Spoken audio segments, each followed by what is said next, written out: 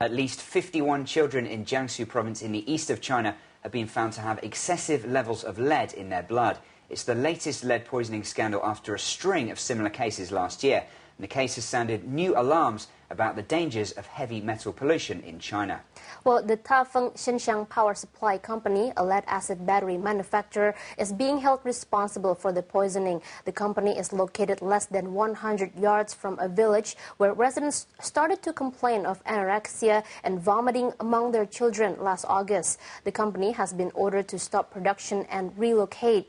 Local authorities say they will step up screening and launch free health checks for all children under the age of 16. Those diagnosed with high lead levels will go to Shanghai for medical treatment.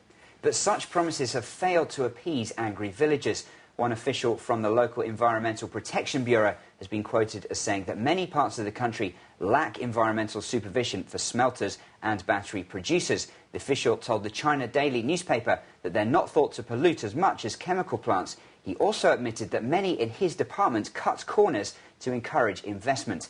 Let's go now to our researcher Helen Hu in the newsroom, who's been looking into online reaction. Helen, what have people been saying about this? Well, most internet users say the government should be held largely responsible for this. They say the local Environmental Protection Bureau knew the risk, but still gave the company permission to start production. A few are even calling for the dismissal of the top municipal government leaders. Many people commenting online have been talking about their own experiences with the officials and say local governments usually sacrifice the environment and people's health or lives to make the economy grow. And Helen, what have people been saying about the company at the center of all this?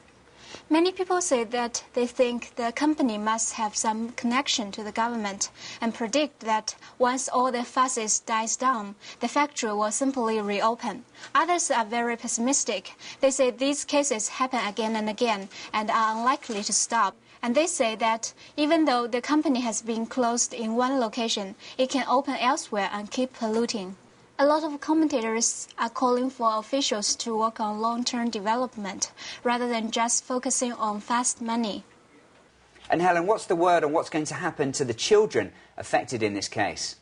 Well, some people have questioned the numbers and suggest that more than 51 kids were poisoned. They are calling for an investigation into this case. Others ask why no one is talking about the compensation for these kids. And others say that it isn't just children who have been affected.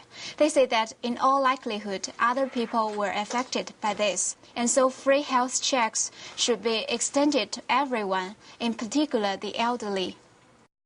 Thanks, Helen. Well, Mark, a distressing case and one that obviously has caused a lot of controversy. That's right. Well, do stay with us. We'll be back with today's Straight from the Street after this.